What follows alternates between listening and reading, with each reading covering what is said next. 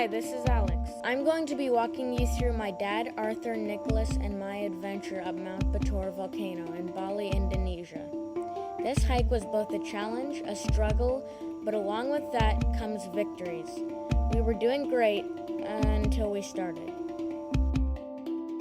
Well, I'm a part of the national park from the conservation government area, so I work for the government. First off, I think I had the easiest time because I'm the youngest, I'm in better shape, and have more energy. However, this breathtaking hike did have some difficulties, despite me having the easiest time. The hardest part about this hike physically was to get to the tippy top of the mountain. At that point, I knew I could slip at any moment. Also, the mountain got steeper than ever at the top, which made the steps larger. This really burned my thighs. The hardest part emotionally was when we got to our first checkpoint. What is this? A temple.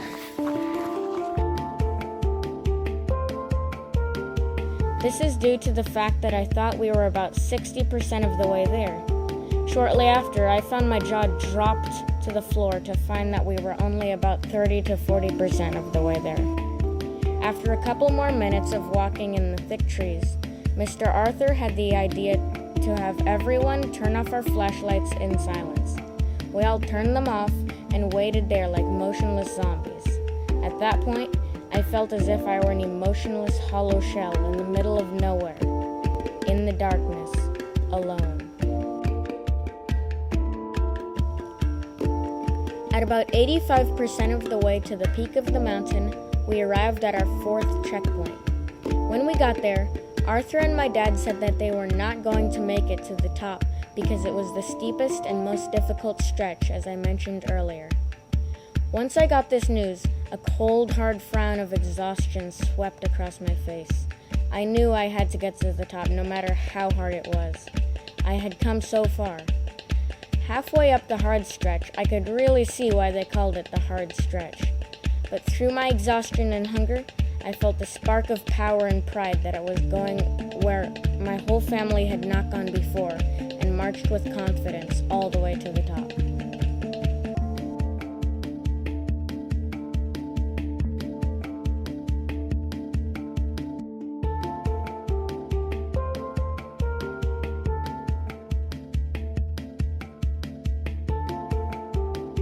As I stood at the top, I gazed at the blinding sun and knew I had done it. I was the youngest one up there.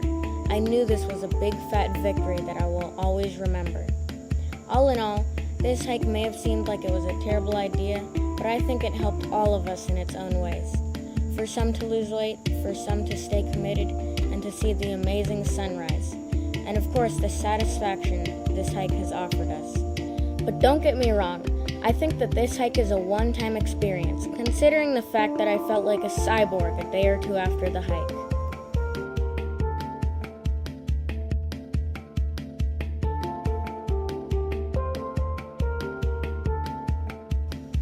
The thing is, getting up was only half the battle. Getting down was harder than you might think. At first, I thought walking down would be a walk in the park, but of course, it was more like walking on razor-sharp, blistering hot thorns. I thought the walk down would be the perfect break, but of course, that can't be the case because that's how life is. So every time I took a step, I dropped and felt a thud on my ankles again and again.